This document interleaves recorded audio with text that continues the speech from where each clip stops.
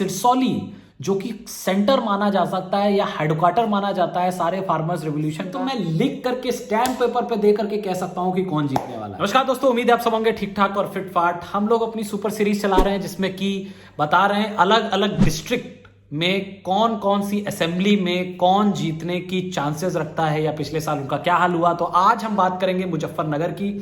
मुजफ्फरनगर में सिरसौली गांव है, वो गांव जिसको कि जितने भी फार्मर एजिटेशन हुए पूर्व में या अभी रिसेंटली, उस सब की जन्मभूमि कहा जाता है, जाटलैंड है। और उसका एक बड़ा प्रभाव पड़ने वाला है आने वाले इलेक्शन में, क्योंकि जो फार्मर्स मूवमेंट रहा जो 11-12 महीने चला, उसका एक इंप्रेशन इस पूरे मुजफ्फरनगर एरिया में पड़ता है। और क्योंकि ज्यादातर फार्मर्स इसी एरिया से आते हैं, एक बड़ा इंप्रेशन है बीजेपी के खिलाफ। किसानों के बीच में जो गुस्सा था, इसी को लेकर के कुछ हद तक मोदी जी ने भी ये किसान बिल वापस किया, क्योंकि उनको समझ में आ गया था कि ये जो वेस्टर्न यूपी एरिया है, यहाँ पे क्लीन स्वीप पड़ जाएगा अगर ये बिल्स वापस नहीं लिए जा सकते। इसलिए 3 महीना पहले ही ये बिल वापस ले लिए। प्योरली इलेक्शन मूव था।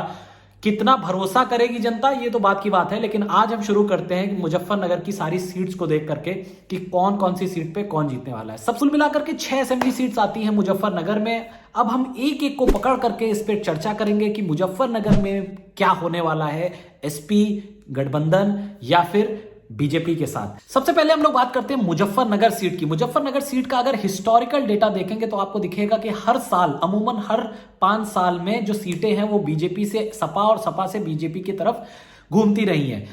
सपा से जो उनके कैंडिडेट हैं यानी चितरंजन स्वरूप बंसल, वो कंसिस्टेंटली कॉमन रहे हैं इन सारे 5 साल के इलेक्शंस में, यानी करीब 20 साल की हम लोग अगर बात करें। इसमें जब तक वो जिंदा थे तब तक वो इलेक्शन फाइट करते थे, जीते भी थे। उसके बाद जब वो मर गए तो लास्ट असेंबली सीट जो है वो उनके बेटे गौरव स्वरूप बंसल ने फाइट करी, जिसमें वो हार गए। और वो हारे किससे? कपिल देव अग्रवाल से। अब इस बार देखना है, क्योंकि इस बार जो सीट है वो गौरव बंसल से हटा करके सौरभ बंसल को दी जा रही है। सौरभ बंसल भी चितरंजन बंसल के बेटे हैं। तो चितरंजन स्वरूप का क्या असर है इस एरिया में, वो दिखता है कि हर बार ऑलमोस्ट 50-50 गेम खेला गया है। इस बार क्योंकि मुस्लिम का ओरिएंटेशन पिछली बार से थोड़ा और ज्यादा सपा के साइड है, थोड़ा फार्मर्स का रिवोल्ट है और हर बार अदला बदली होती है। तो क्योंकि बीजेपी पिछली बार यहां से निकली थी, इस बार जो यहां पे इस बार फिर से कपिल देव अग्रवाल ही यहां पर इलेक्शन लड़ रहे हैं। मेरे हिसाब से मुझे लगता है, क्योंकि जैसा डेटा दिखा रहा है हर बार अदला बदली हो रही है, पॉसिबल है कि इस बार समाजवादी पार्टी सौरभ स्वरूप अग्रवाल के अंडर आ सकती है। अगली सीट जो है वो है बुधाना की। बुधाना के साथ इंटरेस्टिंग ये है कि सिरसौली जो कि सेंटर माना जा सकता है या हेडक्वार्टर माना जाता है सारे फार्मर्स रेवोल्यूशन का, क्योंकि इसी गांव से टिकैत साहब भी आते हैं। तो वहां वो गांव या जो टाउन है वो बुधाना में ही लाई करता है। और इसमें देखा जा रहा है कि पॉसिबिलिटी है कि इसमें समाजवादी पार्टी गठबंधन अपना परचम लहरा सकता है। पिछली बार उमेश मलिक बीजेपी से जीते थे, ऑलमोस्ट ये पूरे एरिया को बीजेपी ने स्वीप किया था। पिछली बार उमेश मलिक जीते थे, 13,000 वोट से जीते थे प्रमोद त्यागी को हरा करके, जो कि समाजवादी पार्टी से आते हैं, और 84,000 वोटों से उनको सेटिस्फाई होना पड़ा था। इंटरेस्टिंगली आरएलडी ने भी 23,000 वोट लिए थे, यानी 10%। इस बार वो ऑगमेंटेशन मिल रहा है। अब सवाल बस इतना आ जाता है कि जो यहाँ का मुस्लिम वोटर है वो कितने आराम से इस कॉम्बिनेशन को वोट कर देता है। बीएसपी एक बड़ी सेन लगा सकती है अगर कोई मुस्लिम कैंडिडेट इस एरिया से फील्ड कर देती है। तो फिलहाल हाजी मोहम्मद अनीश को इस एरिया से उतारा जा रहा है और वो वही वोट कटवा वाला रोल प्ले करेंगे यहां पर, जिससे बीजेपी को फायदा होगा। बट मुझे लगता है कि जाट मुस्लिम कॉम्बिनेशन बहुत अच्छे तरीके से काम करेगा यहां, और पॉसिबल है कि वो समाजवादी पार्टी गठबंधन को जीत दे सके। अब अगली बात करते हैं हम लोग चरथावल सीट की। चरथावल सीट के साथ इंटरेस्टिंग बात यह है कि पिछली बार बीजेपी एक अच्छे मार्जिन से जीती थी यहां पर, और उससे पहले बसपा जीती थी एक अच्छे मार्जिन से। पिछली बार विजय कुमार कश्यप, जो कि मिनिस्टर भी रहे यूपी में, वो इस सीट से आते हैं और एक अच्छा दबदबा उनका एरिया में था और मिनिस्टर इसीलिए बनाए भी गए थे। अब सवाल यह आता है कि इस बार क्या होगा। पिछले 3 असेंबली इलेक्शन से बीएसपी इस एरिया को कैप्चर करके रखती थी, जबकि लास्ट टाइम ही विजय कश्यप ने इस एरिया को अपने हाथों से निकाल लिया था। पिछले दिनों यानी लास्ट ईयर ही विजय कश्यप की मृत्यु हो जाती है। क्यों? क्योंकि कोरोना में वो सरवाइव नहीं कर पाते। देखिए, यूपी का मिनिस्टर कोरोना में डेथ हो जाती है मेदांता ले जाकर के। अब उनकी बीवी सपना कश्यप को ये सीट दी गई है। उनके खिलाफ कौन लड़ रहे हैं? पंकज मलिक। पंकज मलिक भी एक बड़ी मलिक फैमिली से आते हैं। कांग्रेस के सीट से, शामली से कई बार इलेक्शन लड़ चुके हैं, हारे जीते सब कुछ कर चुके हैं। इस बार गठबंधन ने उनको टिकट दिया है, तो फाइट तो अच्छी है। लेकिन प्रॉब्लम यह है कि विजय कश्यप क्योंकि मिनिस्टर रहे, कुछ काम भी कराया होगा उस एरिया में, दूसरा सिंपैथी वोट भी है सपना कश्यप को लेकर के। मुझे पर्सनली लगता है कि 50-50 फाइट है और बीजेपी के ज्यादा करीब है जीत, तो बीजेपी हो सकता है चौथावल सीट से जीत जाए। अगली सीट बहुत ही इंटरेस्टिंग सीट है जिसका नाम है खतौली।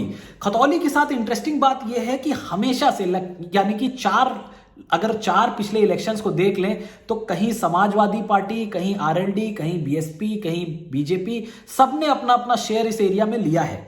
और आरएलडी 2 बार इस जगह से अपने आप को मजबूती से खड़ा कर पाई, बीएसपी 1 बार खड़ा कर पाई और बीजेपी पिछली बार खड़ा करा, जिसमें कि सपा जो थी वो सेकंड नंबर पे यानी रनर अप पे थी। हाँ, अब जीते कौन? विक्रम सिंह सैनी यहां से सिटिंग एमएलए हैं और उनका ही टिकट इस बार फिर फाइनल किया गया।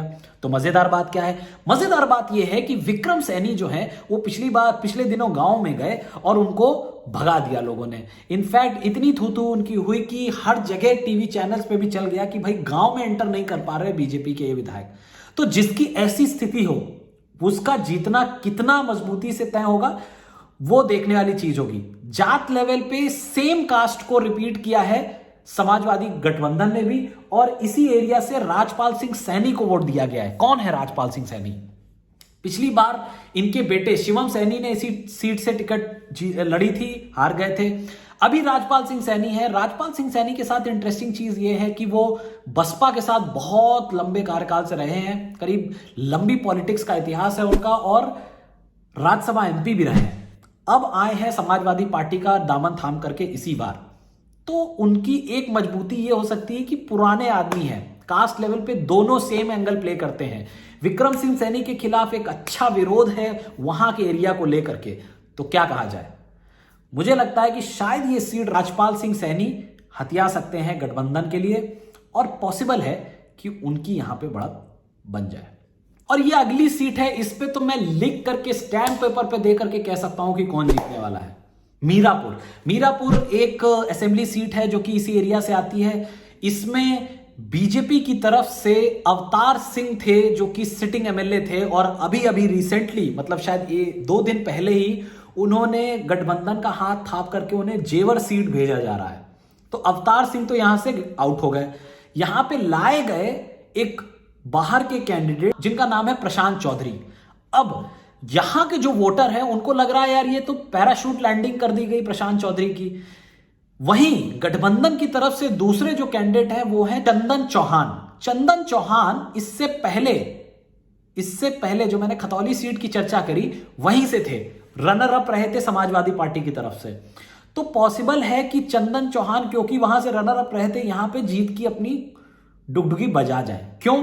क्योंकि यहां की जो मेजॉरिटी पब्लिक है उनको प्रशांत चौधरी का कोई अता पता नहीं है, और वो कह रहे हैं कि भाई ये कहां से बैठा दिया गया बीजेपी द्वारा। इसलिए इस टिकट पे वहां की जो जनता है, जो बीजेपी सपोर्टर भी हैं, उनको भी लगता है कि भैया ना हो पाएगा, और इसलिए आई कैन बेट कि मीरापुर तो जा रही है गठबंधन के हाथ में और चंदन चौहान जीतने वाले हैं अगर सब कुछ ठीक रहता है। अब अगली सीट की बात कर लेते हैं जिसका नाम है पुरकाजी। पुरकाजी के साथ हाल ये है कि यहां पे बीजेपी के पिछली बार प्रमोद उत्पल बड़े अच्छे मार्जिन से जीते थे, करीब 11,250 के मार्जिन से जीत गए थे। सेकंड नंबर पे आईएनसी रही थी, यानी कि ना आरएलडी यहां पे टक्कर में थी और ना समाजवादी पार्टी थी। तो यानी पार्टी वोट बैंक तो यहां नहीं है, इंडिविजुअल वोट बैंक पे आते हैं। इंडिविजुअल वोट बैंक की बात करें तो यहां पे जो सबसे मेजॉरिटी अगर कास्ट और रिलीजियस लाइन में देखेंगे तो मुस्लिम वोटर्स हैं, करीब 1 लाख यानी 40% के आसपास यहां पे मुस्लिम वोटर्स है। वही डिस्ट्रीब्यूट होते हैं अलग अलग पार्टीज में, चाहे वो बीएसपी हो, चाहे वो आईएनसी हो या फिर बीजेपी हो। अगर हिस्टोरिक डेटा देखते हैं तो इसमें आपको दिखता है कि 2012 में बीएसपी जीती थी और उसके बाद 2017 में बीजेपी जीत गई। अब यहां पे एक बहुत बड़ा वोट बैंक दूसरा भी है जो कि सेकंड मेजर वोट बैंक है, वो है दलित वोट बैंक। यानी दलित प्लस मुस्लिम वाला कॉम्बिनेशन ने बीएसपी को किसी टाइम पे यहां जिताया होगा। बीजेपी ने भी अच्छे तरीके से इस एरिया में अपनी पैठ बनाई हो, करीब 77,000 वोट बैंक, क्योंकि बाकी लोग डिस्ट्रीब्यूट हो गए अपने पास लेकर के निकल। अब इंटरेस्टिंग चीज यह है कि पिछले बार के जो बीजेपी के विधायक थे जो यहां से जीते थे वही स्टैंडिंग है और इस बार भी वही लड़ रहे हैं। लेकिन आरएलडी और समाजवादी के गठबंधन की तरफ से अनिल कुमार को टिकट दिया गया। अनिल कुमार जो कि बीएसपी में पहले जीत चुके हैं 2012 के समय में, उनको टिकट दिया गया है यहां से फिर से लड़ने के लिए। तो पॉसिबल है कि उनकी जो उस एरिया पे पकड़, उनकी जो कास्ट और सेक्ट लाइन पे जो उनकी अंडरस्टैंडिंग होगी उसका उनको एडवांटेज मिले।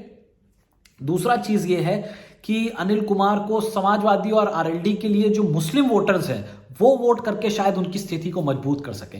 ये थोड़ा सा 50-50 एरिया है और इसलिए मुझे लगता है कि पॉसिबल है कि बीजेपी फिर से जीत जाए या फिर हो सकता है समाजवादी। तो मैं सेफ साइड रहने के लिए बीजेपी को ये सीट दे देता हूं और इससे पता चलता है कि करीब 6 असेंबली में से 4 असेंबली सीट जो है वो शॉर्ट गठबंधन के खाते में आएंगी और 2 असेंबली सीट चली जाती हैं बीजेपी या फिर बीएसपी के पास।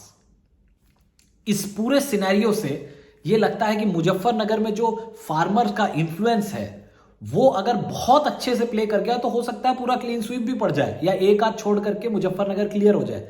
लेकिन अगर नहीं पड़ा तो भी 3 से 4 सीट आराम से समाजवादी पार्टी गठबंधन के हाथ में इस एरिया से निकल करके आ सकती है।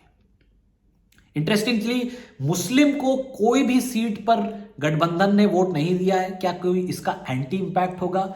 मुझे पर्सनली लगता है कि नहीं होगा, क्योंकि मुस्लिम वोटर को कहीं ना कहीं अंदर से पता है कि समाजवादी पार्टी और आरएलडी का जो गठबंधन है वो उनकी तरफ या उनके लिए इंक्लाइंड है और एक तरीके से उनके रिलीजियस लाइन पे बीजेपी से तो अच्छी सरकार उनको लगेगी एनी डे समाजवादी पार्टी।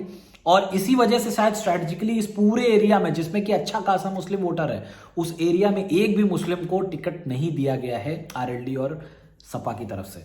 वो अज्यूम करके चल रहे हैं कि वो वोट उनको मिल जाएगा। अगर एक अच्छा सिग्निफिकेंट पार्ट उस वोट का उनको मिलता है तो गारंटीड ये 4 से ज्यादा सीटें भी इस एरिया में निकल सकती हैं। अगर आपको ये वीडियो अच्छा लगा तो आप इसे लाइक करें, शेयर करें, चैनल को सब्सक्राइब करें और कमेंट में बताएं कि भाई आपको इस वीडियो के बारे में क्या अच्छा लगा और क्या बुरा लगा और आगे के वीडियो में आप क्या सुनना चाहते हैं।